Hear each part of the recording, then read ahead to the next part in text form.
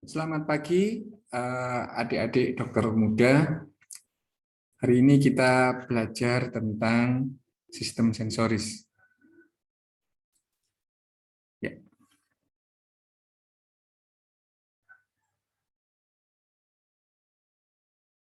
ya, sistem sensoris merupakan sistem pertahanan tubuh kita.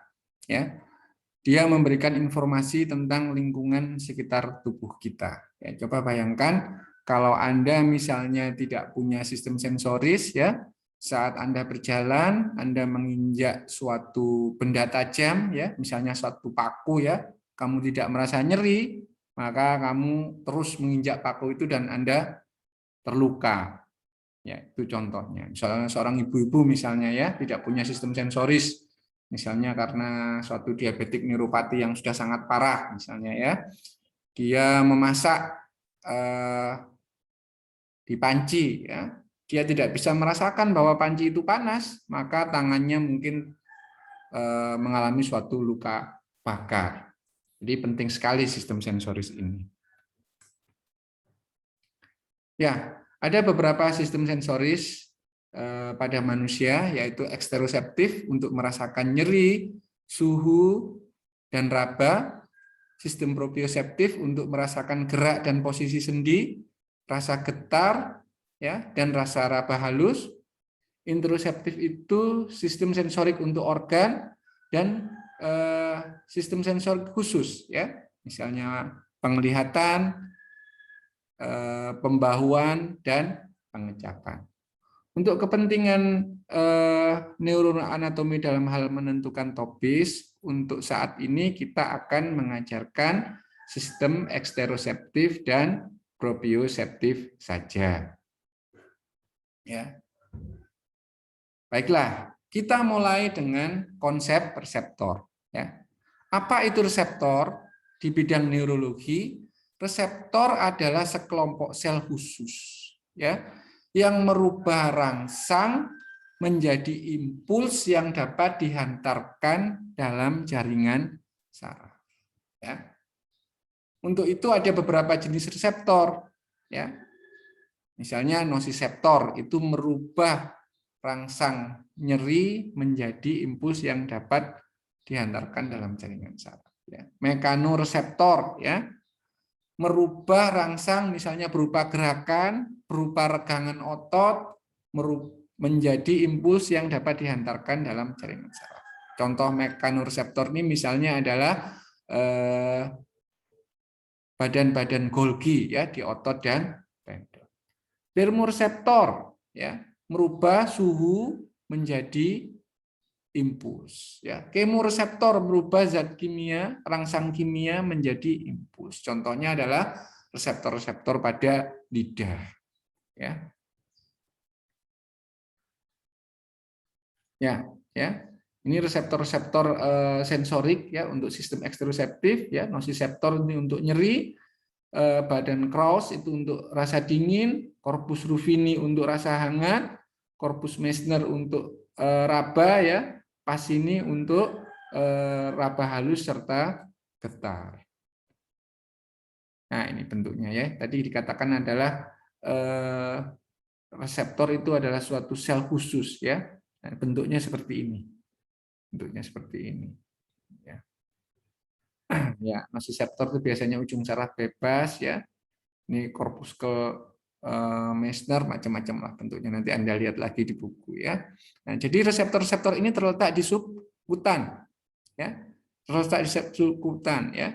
Nah, maka rangsang di sini, rangsang pada sel reseptor ini akan dirubah menjadi impuls saraf. Perhatikan kursor saya, ya.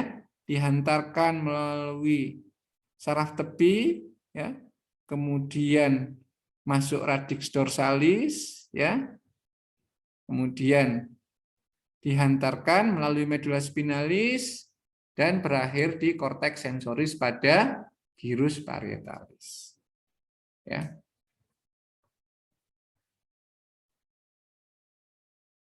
Ya. Ini kalau proprioseptif, dia dari reseptor-reseptornya yang ada pada otot dan tendon, ya. misalnya reseptor badan Golgi dan muscle spindle dari sini dihantarkan ya melalui saraf tepi, radix dorsalis, kemudian medula spinalis pada kolumna dorsalis ya, menyilang dia lalu kepada korteks sensoris. Nanti lebih detailnya akan kita bahas di slide-slide berikutnya. Nah, jadi sini ya. Ingat ini dari reseptor-reseptor ya. Dari reseptor-reseptor, kemudian saraf tepi ya. Saraf tepi, kemudian ganglion dorsalis, kemudian kornu posterior medula spinalis ya, untuk yang eksteroseptif dia menyilang berjalan di traktus corticus spinalis lateral berjalan di traktus spinothalamikus ya. Untuk yang sistem proprioseptif dia berjalan di kolumna dorsalis di sini. Ya. Nah, setiap reseptor itu berada di subkutan ya, di kulit di sini ya, dan dia mewakili setiap daerah kulit itu akan mewakili segmen-segmen tertentu ya, akan diantar di segmen-segmen medula spinalis tertentu sehingga membentuk suatu dermatom ya. Misalnya ini ya, kulit di daerah inguinal ini ya, semua rangsang yang berasal dari daerah inguinal ini akan diantar ke segmen medula spinalis lumbal 1. Baru kemudian ditransmit menuju otak. Ya. Misalnya kulit di daerah umbilikus ini, perhatikan kursor saya ya, di daerah umbilikus ini akan diantar dulu impulsnya melalui segmen medula spinalis torakal 10, baru berlanjut diantarkan ke otak. Seperti itu ya. Sehingga daerah-daerah ini akan membentuk suatu peta sensorik yang kita sebut dengan dermatom. Ya. Ini harus Anda hafalkan ya, beberapa daerah penting ya. Misalnya segmen T10 itu level umbilikus, segmen T4 itu di papilla mama, inguinal itu untuk L1 ya. Kemudian L2, L3 itu ada pada paha bagian depan, L5 itu pada ekstremitas pada tungkai bawah bagian lateral, L4 pada tungkai bawah bagian medial. Kemudian pada daerah pantat itu adalah daerah saddle ya, itu adalah S2, S3, S4 dan S5. Bagian tungkai bawah bagian belakang itu majority by S1 dan S2. Ya. Nah, daerah-daerah ini harus dihafalkan ya, dermatom. Kalau lupa cepat dibuka lagi ya, nanti akan penting dalam hal kita menentukan topis. Ya, ini adalah istilah-istilah dalam sensoris yang harus Anda pahami dan digunakan dalam kita melaporkan gangguan sensoris ya. Misalnya ini anestesia, artinya tidak merasa. Hipoestesia, ya, kurang merasa. Parestesia, kesamutan. Analgesia, tidak merasakan rangsang sakit, ya, tidak nyeri. Hipoalgesia, kurang nyeri. Ya, hiperalgesia, satu sensasi yang dia merasa lebih nyeri dari yang seharusnya. Ya. Allodynia, satu rangsang yang seharusnya tidak dirasakan nyeri, tetapi oleh pasien dilaporkan sangat nyeri. Misalnya begini, tangannya tertiup angin, kena angin aja atau tergeser baju aja, tapi pasien bilang kalau kena angin aja dok, rasanya seperti disembur api. Nah ini adalah kita sebut dengan allodynia yang merupakan tanda-tanda dari nyeri neuropati. Masih banyak istilah-istilah lain ya. Anda semua sebaiknya mengunjungi terminologi ini ya di websitenya IASP. Tinggal scan ini ya. Scan barcode saya ini. Nah, Anda akan sampai ke sana ya. Nanti apa itu kausalgia ya, apa itu hiperpatia ya, Anda akan temukan di sana. Tolong dibaca dan dipelajari. Ya. Selain itu, ada yang namanya adalah fungsi high function, ya, fungsi luhur dari sistem sensoris untuk pengenalan, ya, stereognosis, pengenalan bentuk benda. Ya, jadi Anda bisa mengenal bentuk benda itu bulat, bola, kotak, ya, piramid. Itu adalah bagian dari fungsi sensoris tinggi. Ya, barognosis, mengenal berat, ya, mengenal berat. Besi ini beratnya kira-kira berapa kilo? Apakah lebih berat dari kayu? Ya, itu adalah fungsi mengenal berat. Itu juga merupakan fungsi sensoris. Mengenal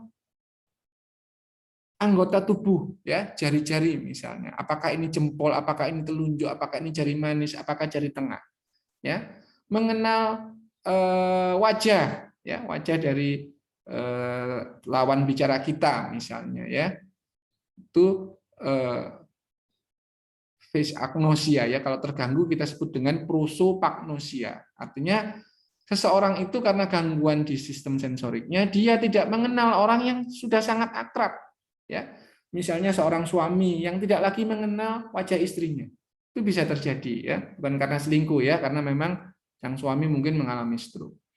Biasanya gangguan-gangguan pada fungsi sensoris luhur ini terjadi apabila lesi tersebut mengenai korteks sensorik, ya, terutama korteks sensorik sekunder.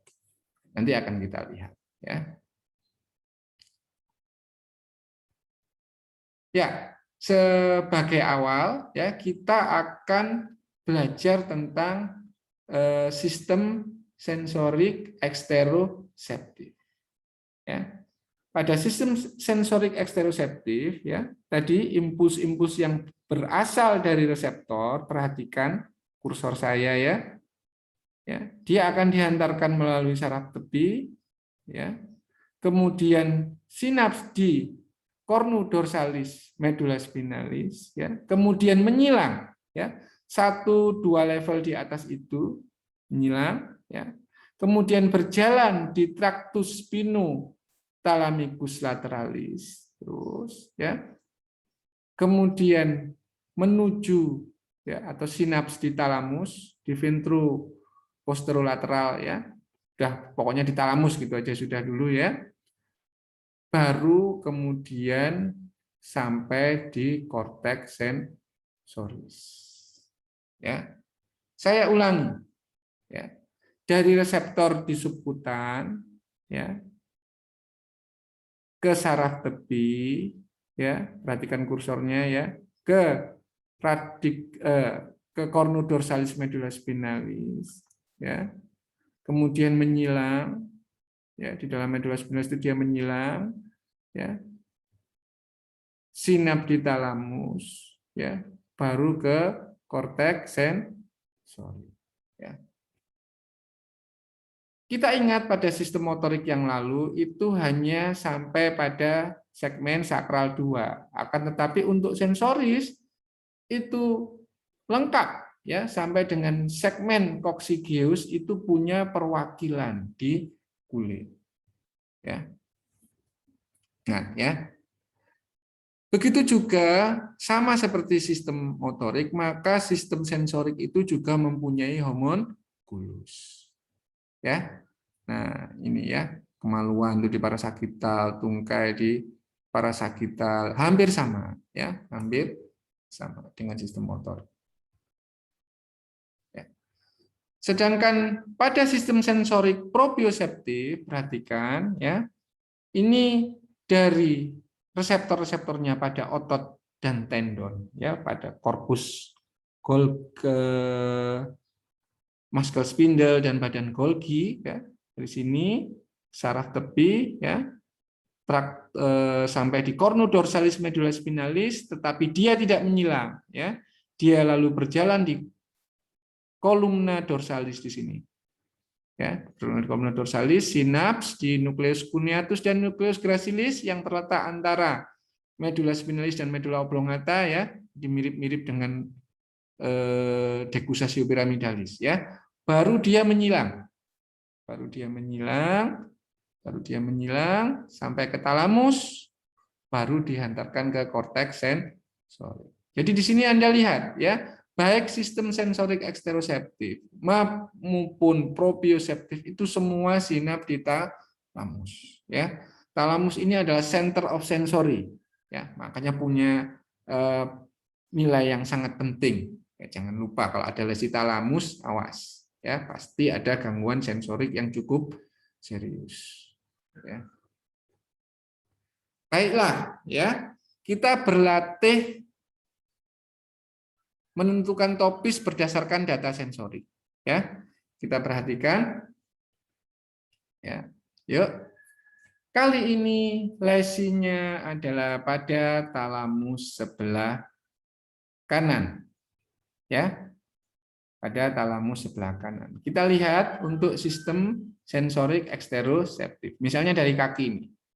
Masuk ya, dari kaki sebelah kiri menyilang ya sampai di cornu dorsalis, menyilang ya, berjalan di tractus spinothalamikus lateralis ya, sampai talamus dia terhalang, tidak bisa mencapai korteks. Demikian juga yang dari ekstremitas superior misalnya ya, sampai ke saraf tepi, cornu dorsalis, medula spinalis, menyilang ya, menyilang ya, ingin mencapai talamus tidak bisa ya, sehingga apa yang terjadi? Terjadi gangguan sensorik ya. Ini misalnya lesinya ternyata ya hemorrhagic ya di talamus ya, sehingga terjadi gangguan sensorik pada sisi sebelah kiri ya. Apa dok gangguan sensoriknya? Tergantung dari keluhan pasien ya. Ingat bahwa sensorik itu adalah subjektif. Kalau dia merasakan saya kurang merasa sebelah kiri, setelah kita cek dengan pemeriksaan sensorik, misalnya kita tusuk dia memang merasa tapi enggak terlalu nyeri menurut dia, ya, maka kita katakan sebagai hipoestesia. Misalnya pasien mengeluhkan saya kesemutan ini tubuh sebelah kiri, kita katakan hemiparestesia sebelah kiri. Misalnya dia merasa saya sama sekali tidak merasa, dok. Dan kita cek ternyata memang betul dia sama sekali tidak merasa. Ya, itu kita katakan sebagai hemianestesia. Oke, ya. Begitu juga dengan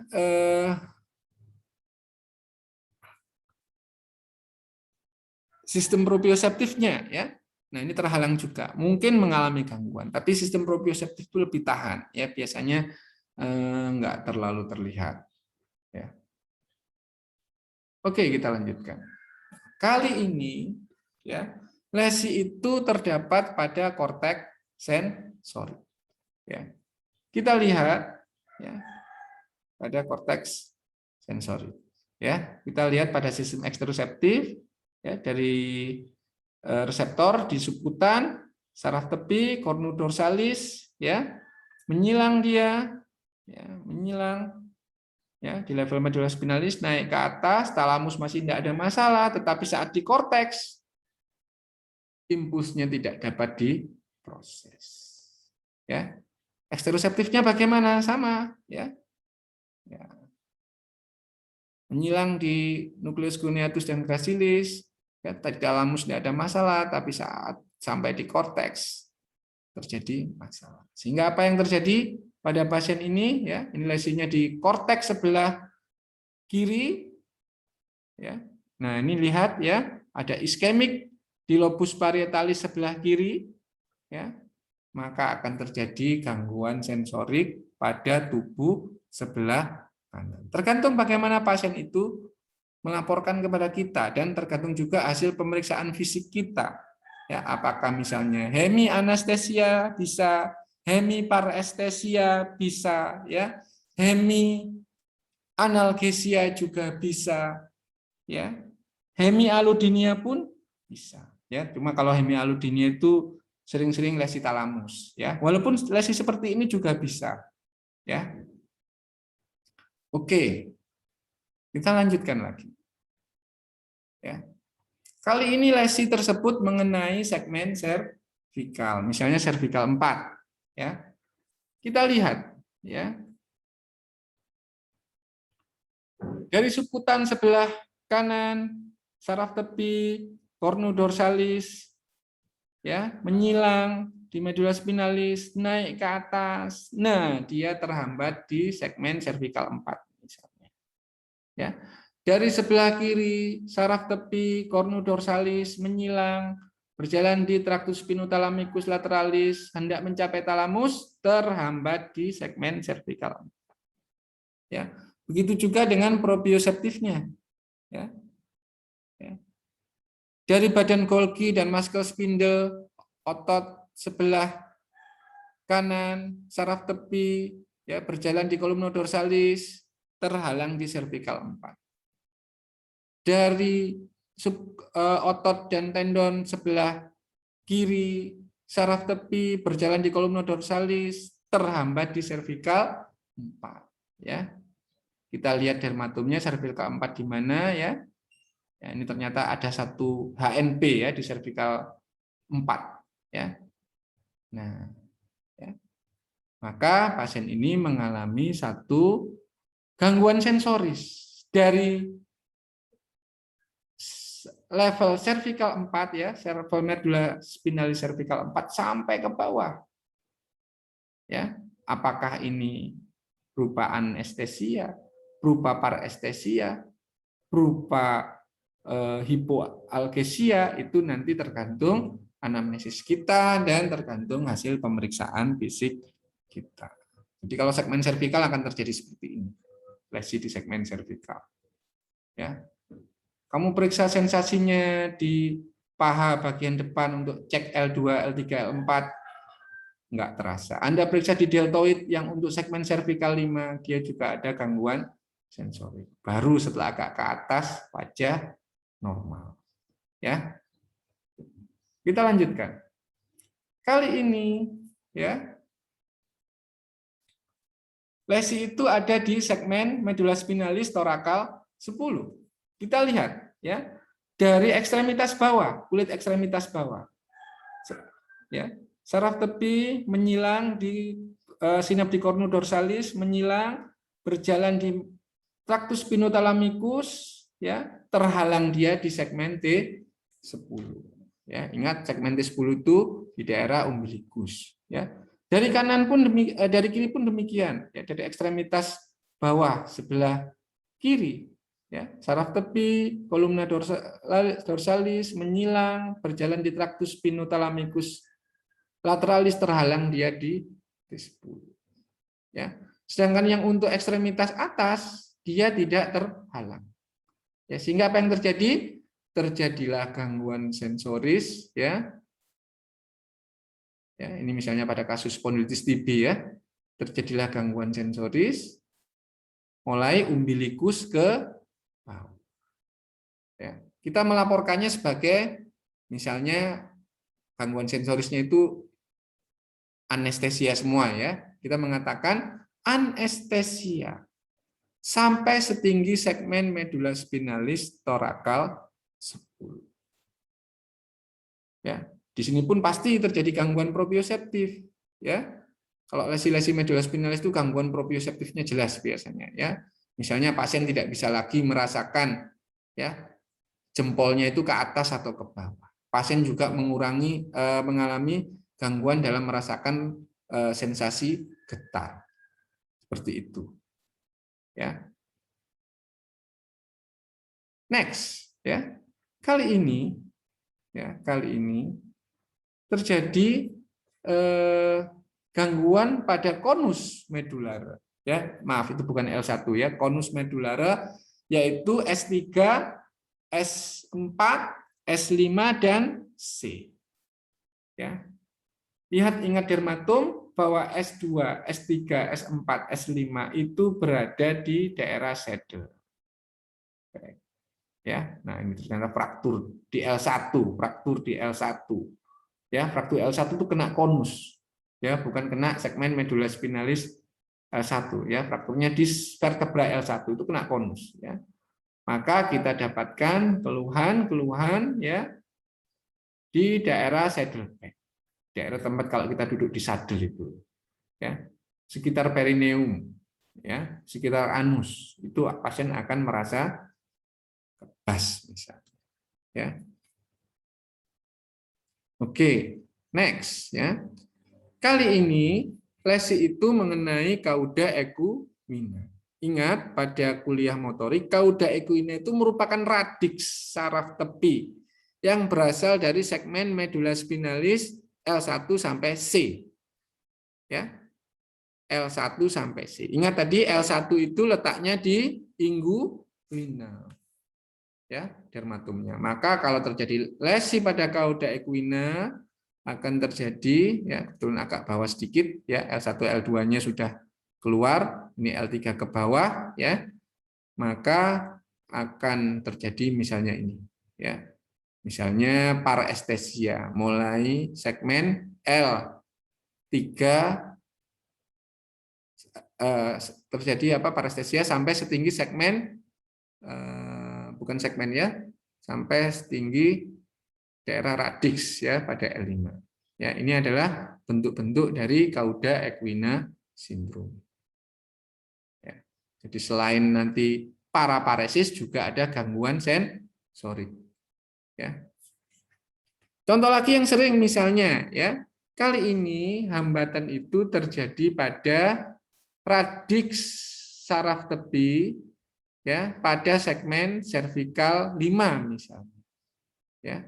Dia terjepit oleh suatu nukleus pulposus yang mengalami prolaps. Ya, kita lihat, ya, cervical 5 itu dari daerah deltoid, ya, masuk impuls, ya, nah dia sudah terhalang di level ini, ya, sehingga tidak bisa dilanjutkan sensasinya.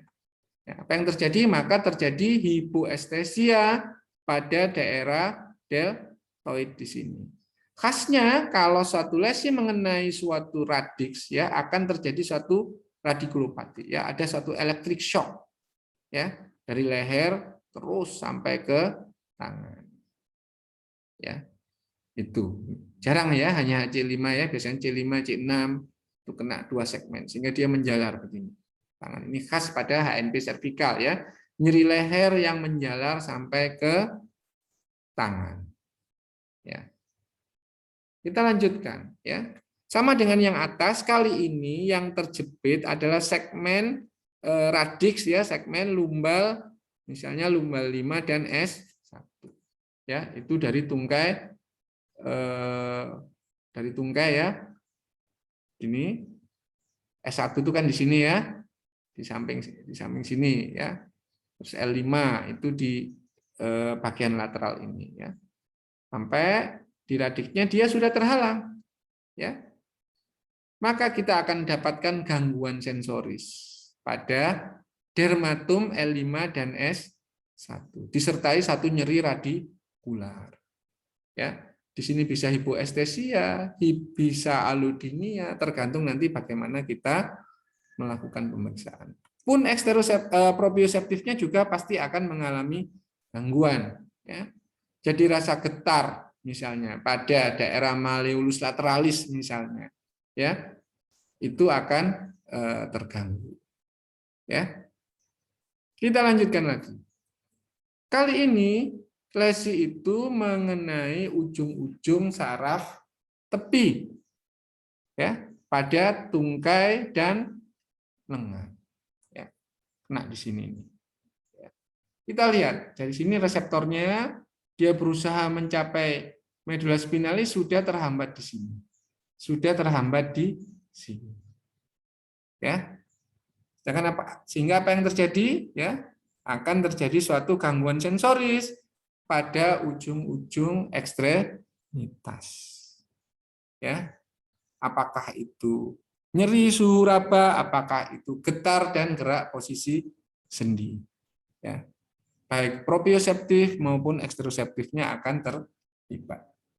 Ini sering kita temui pada kasus polineuropati karena diabetes, ya. Biasanya sifatnya simetris dan pada bagian-bagian distal ekstremitas. Kita sebut dengan stock and gloves.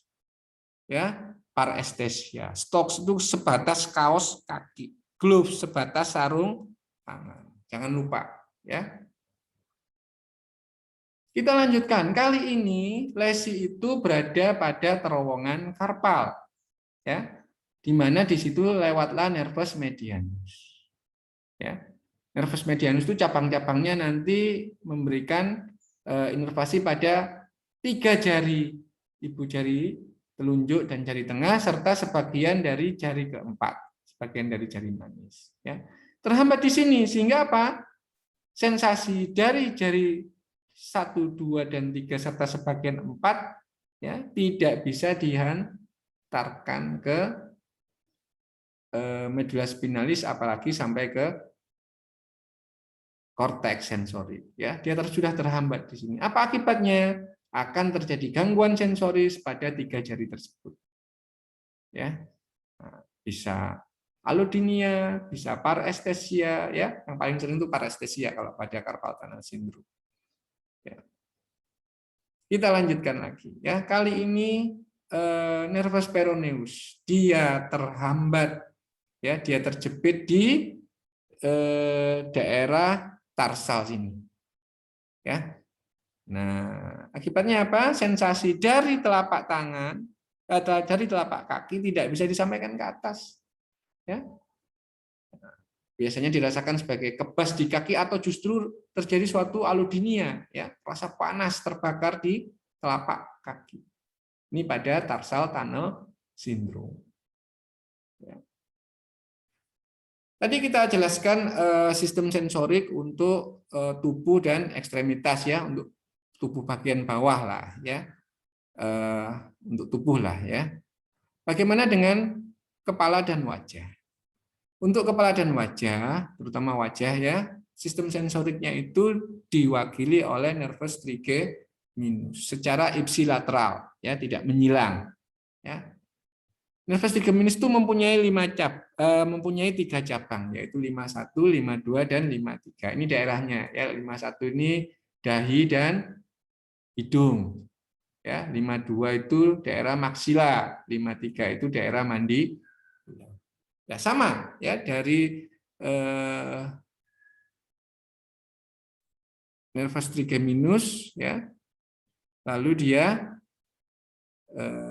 menyilang talamus, korteks sensorik, sama seperti itu, ya. Nah, ini fenomena yang paling sering terjadi pada gangguan sensorik daerah kepala, ya, yaitu trigeminal neuralgia, ya. Di sini nervus trigeminusnya itu ini, ya, tertekan oleh arteri cerebellaris superior di sini, ya. Nah, menimbulkan rasa nyeri yang seperti disetrum, ya, pada wajah. Kita kenal dengan trigeminal neuralgia. Nah, itu tadi kuliah tentang sensorik. Saya lanjutkan dengan nyeri, ya, karena ini sangat berhubungan, ya. Apa itu nyeri? Ya, kita mengikuti definisi oleh IASP, yaitu suatu, ya, perasaan, ya, suatu rasa dan emosi yang tidak menyenangkan, ya, yang berhubungan, ya, atau mirip dengan kerusakan jaringan baik nyata maupun potensial, ya. Jadi di situ nyeri itu adalah rasa yang tidak menyenangkan, ya, emosi yang tidak menyenangkan berkaitan dengan kerusakan jaringan yang memang sudah terjadi atau potensi akan terjadi. Misalnya begini, ya, potensi akan terjadi itu, ya, Anda mau tertusuk paku, belum rusak, ya, kulit Anda itu belum luka, tapi Anda kan sudah merasakan nyeri seperti itu, ya, atau mirip dengan itu, ya. Jadi kamu lihat bahwa jaringan itu kayaknya enggak apa-apa, ya, enggak ada luka, enggak ada apa, tapi Anda merasa itu seperti luka, ya. Itu juga bisa kita definisikan sebagai nyeri. Ya, biasanya pada nyeri-nyeri neuropatik ya. Kita perluas definisi ini dengan 6 catatan. Ya, perhatikan catatan ini penting ya. Bahwa nyeri itu merupakan pengalaman personal ya, akan berbeda-beda berdasarkan biologinya, berdasarkan psikologinya dan berdasarkan sosial faktornya ya.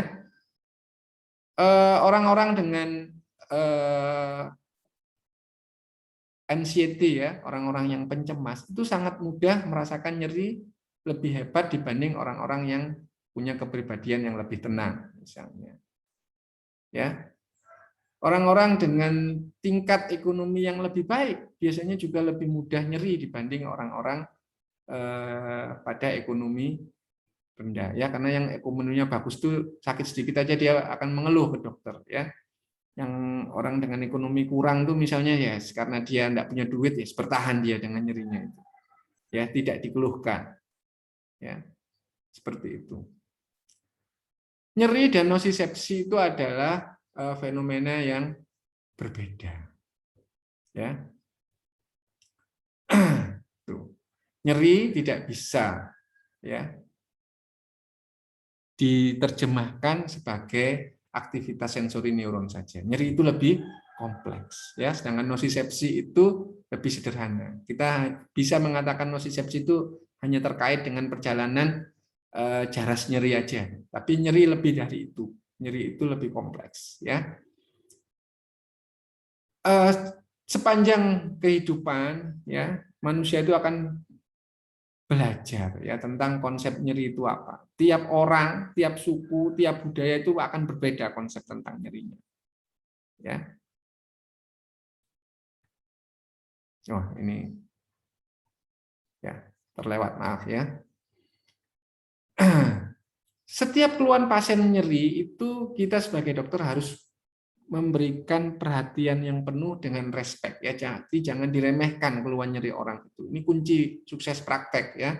Orang mengeluh nyeri itu perhatikan betul-betul ya, jangan sambil kamu tertawa-tawa gitu ya. Anggap itu adalah suatu hal yang serius ya. Walaupun nyeri itu mempunyai unsur adaptasi ya, namun selalu ada efek pada fungsi dan sosial serta kesehatan mental. Ya. Deskripsi verbal itu cuma salah satu saja ya dari banyak perilaku yang menunjukkan keluhan nyeri. Ya, jadi hati-hati ya kalau kamu melihat pasien dengan nyeri itu perhatikan jangan cuma keluhannya, tapi bagaimana juga dengan bahasa tubuhnya, ekspresinya ya. Kamu bisa ukur dari situ. Jangan hanya berdasarkan keluhan. Ya, misalnya seorang enggak sakit kok dok, enggak sakit kok dok, tapi wajahnya itu kelihatan menyeringai, maka kita bisa menilai derajat nyerinya. Ya, oke kita lanjutkan. Nyeri dibagi menjadi secara sederhana ya, sebetulnya ada pembagian yang lebih kompleks, nyeri neuropatik dan nyeri nosiseptif. Ya, ciri-cirinya apa? Kalau nyeri nosiseptif itu biasanya karena ada kerusakan jaringan maka akan terasa ngilu, kemeng, singkal ya kalau bahasa Banjar, bahasa yang tumpul ya. Serta kita dapatkan tanda kerusakan jaringan atau tanda inflamasi yang jelas. Misalnya lututmu bengkak, memerah ya, atau memang jarimu luka kena pisau, itu adalah nyeri-nyeri nosiseptif. Kalau nyeri neuropatik itu adalah nyeri akibat kerusakan saraf pada sistem somatosensori. Keluhannya itu berupa nyeri yang tajam, seperti di iris, seperti di setrum, rasa terbakar, ya, rasa ditusuk, ya, rasa seperti ada semut, ya, semutan seperti itu, ya. Seringkali kalau kita lihat tangannya yang dikeluhkan tadi atau kakinya, katanya kakinya panas dok, kayak dibakar kaki saya. Kita lihat sepertinya tidak ada kerusakan, ya. Tapi saat kita periksa ada defisit sensorik yang justru kebalikan dari keluhannya ini. Misalnya dia mengeluh seperti dibakar. Saat Anda periksa sensorisnya justru terjadi hipoestesia. Ya. Itu ciri-ciri nyeri neuropatik. Di antara ini ada nyeri campuran. Nyeri ya nosiseptifnya ada, ya neuropatiknya ada. Ya, inflamasinya ada, kerusakan sarafnya juga ada. Contoh yang paling banyak adalah pada nyeri pinggang bawah karena HNP. Itu campuran nociceptive dan neuropatik. Ya, ini ya, ini nyeri neuropatik. Gambarannya seperti ini. HNP misalnya ya, neuropati diabetik misalnya ya, kakinya terasa seperti dibakar, kakinya seperti penuh semut. Ya, ini yang nociceptive. Ya, kamu sunat nyeri nociceptive. OA itu nyeri nociceptive. Ya. Itu. Oke, ya. Bagaimana mekanisme nyeri nociceptive ya? Dimulai dari satu kerusakan jaringan. Di sini akan memproduksi mediator-mediator inflamasi seperti prostaglandin, bradikinin, histamin ya, yang merangsang nociceptor. Dihantarkanlah melalui saraf tepi, cornudorsalis ya, tractus spinothalamikus lateralis, lalu diterjemahkan di otak sebagai nyeri nociceptive. Ya. Bagaimana dengan mekanisme nyeri neuropati? Nyeri neuropati itu didahului dengan kerusakan saraf somatosensori. Ya, dari kerusakan tersebut, misalnya di sini terpotong, maka akan timbul ya peningkatan dari sodium channel. Maka di situ akan ada lonjakan-lonjakan listrik yang konstan. Ya, harusnya cuma sedikit menjadi banyak listriknya. Ya, atau terjadi suatu ya modulasi descending yang terganggu. Ya, jadi nyeri itu sebetulnya dihambat di level cornudorsalis ini. Ya, oleh neurotransmitter serotonin, tapi terganggu dia di sini, remnya hilang sehingga nyeri tersebut tanpa disaring langsung sampai ke otak. Ya, atau memang di bagian otaknya sendiri ya terjadi suatu sentral sensitisasi. Dia menjadi lebih peka terhadap ambang nyeri. Jadi tidak ada inflamasi pada nyeri neuropatik. Ya. Tuh, yang terjadi ini. Terjadi peningkatan kanal natrium, terjadi gangguan pada sistem descending modulation, terjadi sentral sensitisasi. Sehingga nanti obatnya berbeda, ya. Obatnya berbeda. Yang nyeri nociceptive karena dasarnya inflamasi, maka kita obati dengan antiinflamasi, dengan NSAID. Ya. Tapi pada nyeri neuropati karena terjadi peningkatan kanal natrium, maka kita berikan natrium channel blocker. Itu umumnya adalah obat-obat anti epilepsi. Ya. Di situ. Ya. Gangguan di modulasi descending, terjadi gangguan pada descending modulasi. Kita lebih butuh banyak serotonin di sini. Maka kita berikan trisiklik antidepresan untuk menghambat di sini. Ya. Tuh. Ya. Kemudian juga terjadi sentral sensitisasi ya. Nah, nanti kita berikan opioid di sini. Ya. Jadi memang pengobatannya berbeda. Ya. Bagaimana kita mengobati pain? Ingat step kalau bisa itu kausatif ya. Penyebabnya kita hilangkan. Jadi misalnya pada kasus carpal tunnel syndrome misalnya ya. Penyebabnya itu adalah penggunaan pergelangan tangan yang repetitif ya, misalnya ibu-ibu yang mencuci baju ya, maka itu yang dihilangkan ya, disuruh beli mesin cuci misalnya, itu termasuk pengobatan kausatif. Tapi seringkali kita tidak bisa melakukannya karena banyak hal ya.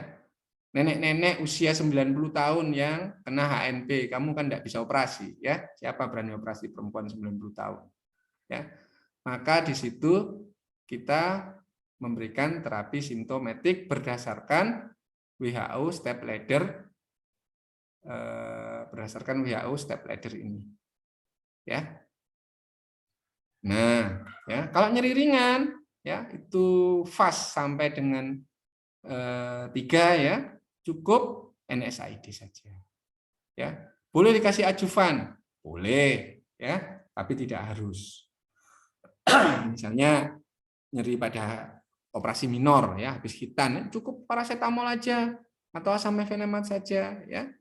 Kalau nyeri sedang itu fase mulai 4 sampai dengan 6 itu Anda pertimbangkan ya opioid ya. Misalnya tramadol, misalnya oksikodon, ya. Misalnya morfin oral, ya. Dengan atau tanpa adjuvan. Adjuvan apa yang sering diberikan? Yaitu trisiklik antidepresan atau obat anti epilepsi. Ya, misalnya tambah amitriptilin, ya. Misalnya ditambahi alfa delta ligan ya seperti gabapentin atau pregabalin. Kalau sudah severe itu fase 7 sampai 10. Ya, maka Anda harus menggunakan analgetik kuat. Ya. Opioid di sini perlu berperan. Biasanya dalam bentuk injeksi ya, morfin injeksi, fentanyl injeksi atau patch ya. Seperti itu. Jangan lagi main-main hanya NSAID di level 3. Contohnya apa? Misalnya nyeri level 3, nyeri pada kanker. Ya, itu level 3. Kita sudah harus bermain di sini. Ya, Dok, nanti kecanduan biar saja. Ya. Toleransi terjadi memang, ya, tapi kecanduan tidak. Ya, jangan takut dengan penggunaan opioid pada nyeri berat. Ya, tidak akan terjadi adiksi. Ya. Nanti depresi nafas, Dok. Tidak akan terjadi depresi nafas sepanjang Anda menggunakannya dengan benar. No need, ya, no need to be afraid to opioid. Jangan takut, ya. Ya, pasien kanker ya, mungkin dia hanya akan bertahan di 2-3 tahun lagi. Buatlah 2-3 tahunnya itu bebas nyeri dan dia bahagia. Itu penting. Ya. Oke, saya akhiri kuliah ini, semoga bermanfaat bagi adik-adik semua.